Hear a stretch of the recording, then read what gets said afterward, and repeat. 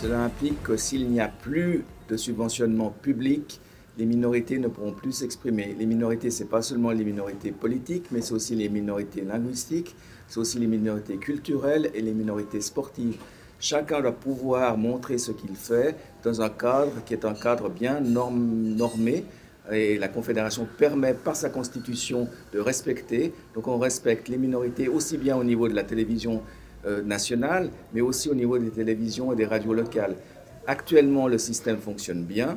Chacun peut s'exprimer, chacun peut donner son avis. On arrête ce système, on dépendra de grands groupes privés qui nous imposeront leur façon de voir. Et je pense que les partis politiques, les milieux culturels et les milieux sportifs n'auront plus rien à dire au niveau de la politique de la Confédération. Et c'est extrêmement dommageable. Nous devons nous battre pour garder notre liberté.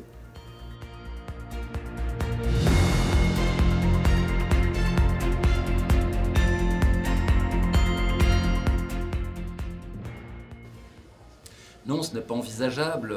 La part de la redevance pour la SSR, c'est 1,2 milliard. Cette dernière aurait 9 mois pour trouver 1,2 milliard pour son fonctionnement. Compte tenu du fait que d'autres financements, comme la publicité, la part de gâteau n'est pas extensible, elle aurait beaucoup de peine à trouver ces fonds.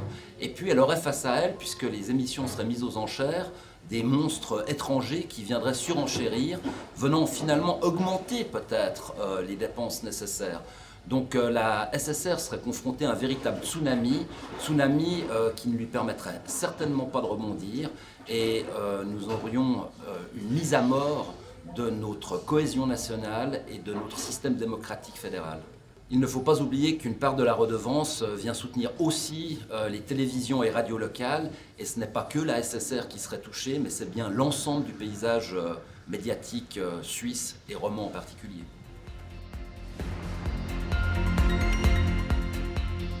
La SSR fournit un service public, impartial et de très grande qualité dans toutes les régions linguistiques de la Suisse. La Suisse romande en particulier en profite, puisqu'elle ne contribue que pour un quart des recettes de la redevance, alors qu'elle reçoit plus du tiers. Le Tessin est encore mieux loti, ne contribuant que pour 5% à la redevance, mais en recevant 22%. On voit donc que le service public est essentiel pour la représentation des minorités en Suisse et pour que tout le monde puisse faire entendre ses opinions de manière diversifiée. C'est absolument essentiel dans le système de démocratie directe que nous connaissons en Suisse.